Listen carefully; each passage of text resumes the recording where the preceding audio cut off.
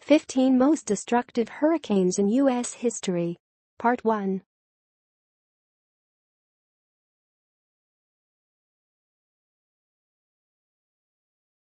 If you are brand new to our channel, we invite you to take a moment to subscribe.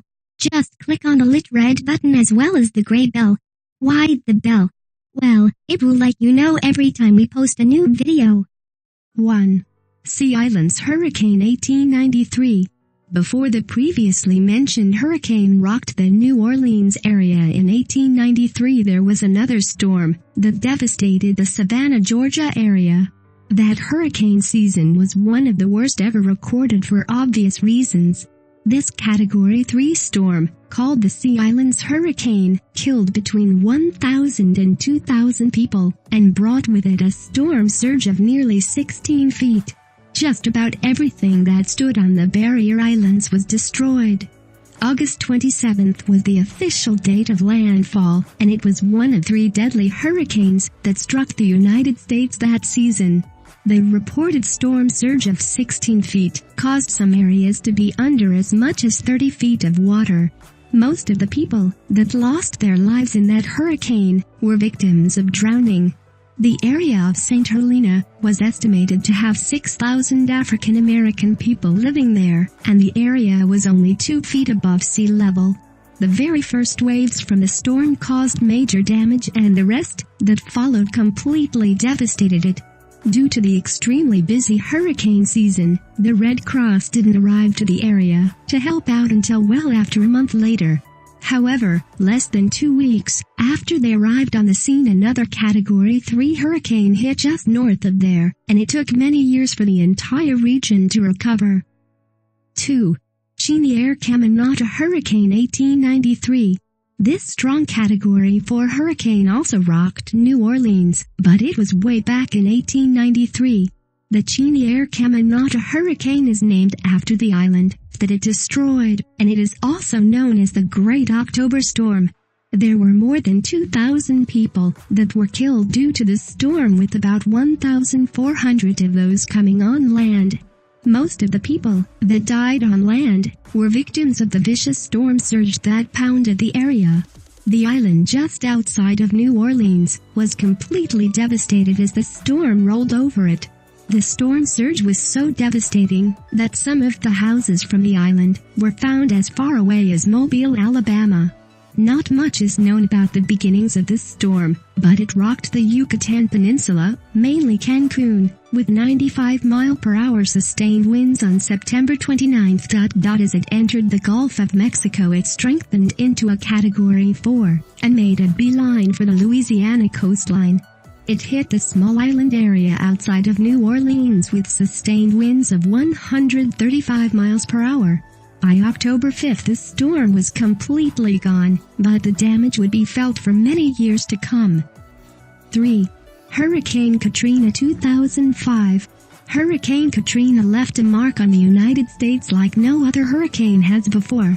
It slammed into Miami as a Category 5, but that's not even what it's known for.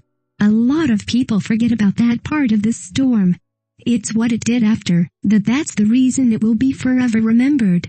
As it churned through the Gulf of Mexico, it weakened to a Category 3 storm before making landfall on the coast of Mississippi and Louisiana, but the damages were far worse than a Category 3 storm.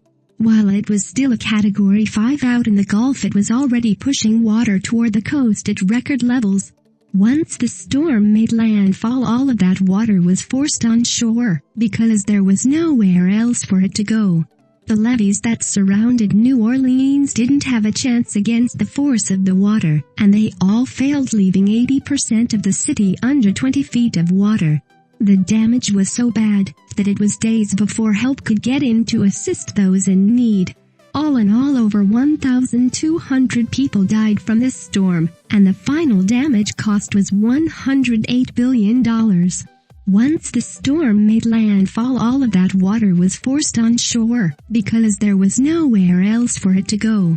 The levees that surrounded New Orleans didn't have a chance against the force of the water, and they all failed, leaving 80% of the city under 20 feet of water. The damage was so bad that it was days before help could get in to assist those in need.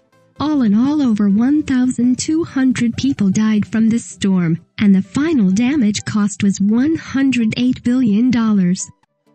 4. Southeast Florida Lake Okeechobee Hurricane 1928. This devastating hurricane struck southeast Florida in 1928, and is referred to as the Southeast Florida Hurricane, the Lake Okeechobee Hurricane, or the San Felipe Segundo Hurricane. It was the second deadliest storm in the history of the United States, as the death toll in America was between 2,500 and 3,000. Most of those killed were drowning victims, as the Category 4 storm that slammed into Palm Beach caused major flooding in the Lake Okeechobee area. The lake overflowed by up to 15 feet, and the surrounding areas were devastated.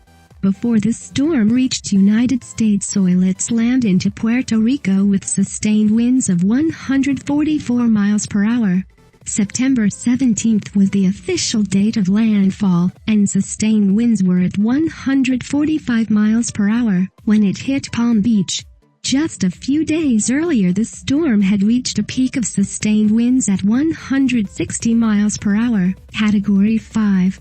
It ripped into Puerto Rico just 6 hours after reaching its peak, but it weakened just a little bit before making landfall. It was still a Category 5 storm, but they were spared of the 160 miles per hour winds. The damage left behind on the island was nearly 25,000 homes being destroyed, and over 190,000 damaged. There were over 500,000 people that were left homeless, and 312 people died on the island during the brutal storm. When all was said and done, the storm had caused more than $100 million in damages, and almost 4,100 total deaths. 5. The Great Galveston Hurricane 1900. On September 8, 1900, the Great Galveston Hurricane hit Texas as a Category 4 storm with little to no warning at all. Things were much different back then, and nobody knew it was coming until it was too late. It made landfall with sustained winds between 130 to 156 miles per hour, and a storm surge of nearly 15 feet. The lack of warning led to the highest death toll of any hurricane to hit the United States, somewhere between 8,000 and 10,000. Galveston was destroyed on its east, south and west sides, and the destruction extended as far as 5 blocks in from shore. More than 3,500 homes were destroyed in the area, and there was a total of $21 million in damage done. That number in 2015 terms would be around $598 million. While it may not seem like a lot, because these days damages are usually measured in the billions of dollars, you have to take into consideration that everything was so primitive in those days, and it was all completely destroyed. The forecasters at the time obviously didn't have the sophisticated equipment that is used today, and the storm wasn't officially declared a hurricane until the day before it hit. The night prior to landfall, they started to warn people that it was actually something that needed to be worried about, but it was far too late at that point.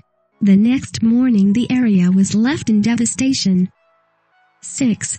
Hurricane Sandy 2012. Hurricane Sandy struck the New York and New Jersey area in 2012, and it left behind destruction that has never been seen before from a Category 1 hurricane. Even at just a Category 1, the winds are still very damaging, but what did most of the damage during this storm was fire and flooding. The storm surge was so great from Superstorm Sandy that the streets of New York City were flooded, along with subways and tunnels. Much of the area uses underground transportation, and those were obviously underwater. During the storm, the Breezy Point area of Rockaway, in Queens, saw over 100 homes destroyed by fire. By the time this storm had completely dissipated, it had caused more than $71 billion in damage, second costliest storm in United States history, 286 deaths, 72 in the United States, and left over 6 million people homeless. The storm peaked at a Category 3 when it slammed into Cuba, but weakened by the time it made landfall in the U.S. The entire storm is the largest storm ever recorded in terms of size. It spanned over 1,100 miles, so it obviously covered large areas with damage. A good radar photo of the storm at landfall shows that it covered most of the northeast part of the country. 7. The Great New England Hurricane 1938. The Great New England Hurricane, also known as the Long Island Express, was one of the deadliest hurricanes to ever hit the New England area. Before making landfall in the United States as a Category 3 storm, it slammed into Puerto Rico as a Category 5 hurricane and devastated the area. After destroying many parts of that island, it moved northward and rocked Long Island, New York, and Connecticut. When all was said and done in the U.S., the storm left 256 people dead and caused around $308 million in damage. In 2010 numbers, that would be close to $4.7 billion. Over the 2 weeks that the storm was active, it killed over 680 people, U.S., Puerto Rico and the islands, and either damaged or destroyed over 57,000 homes along its path. Even 13 years later in 1951, there were still several signs of damage that were left behind by the storm. At the Blue Hill Observatory in Milton, Massachusetts, there was a recording of 121 mile-per-hour sustained winds with a gust of 186 miles per hour. That gust is the highest hurricane-related surface wind ever recorded on United States soil. Off of the coast of Gloucester, Massachusetts, a wave of 50 feet high was also recorded. 8. Hurricane Camille 1969. Hurricane Camille made landfall in Mississippi in August of 1969 as one of the strongest storms to ever hit the United States. After it formed in the Gulf of Mexico, it strengthened into a Category 5 storm and slammed into the area with sustained winds that were estimated to be around 190 miles per hour. The exact wind speed will never be known because all of the equipment that was used to record wind speeds was destroyed in the storm. What was recorded, however, before equipment was destroyed, was the highest wind speeds to ever make landfall in the entire world. Columbia, Mississippi, a city that was located 75 miles inland from where landfall took place, recorded sustained winds of 120 miles per hour. A total of 256 people lost their lives in the storm, and the damage amount by 2010 numbers was recorded at around $9.2 billion. When meteorologists measure hurricanes now, Camille is always the one that they measure current storms against. The entire Gulf Coast was ravaged, and there was a severe lack of good drinking water after the storm had passed. That storm was the reason that all wind recording equipment was upgraded so that they could take accurate readings while still being battered by the intense winds.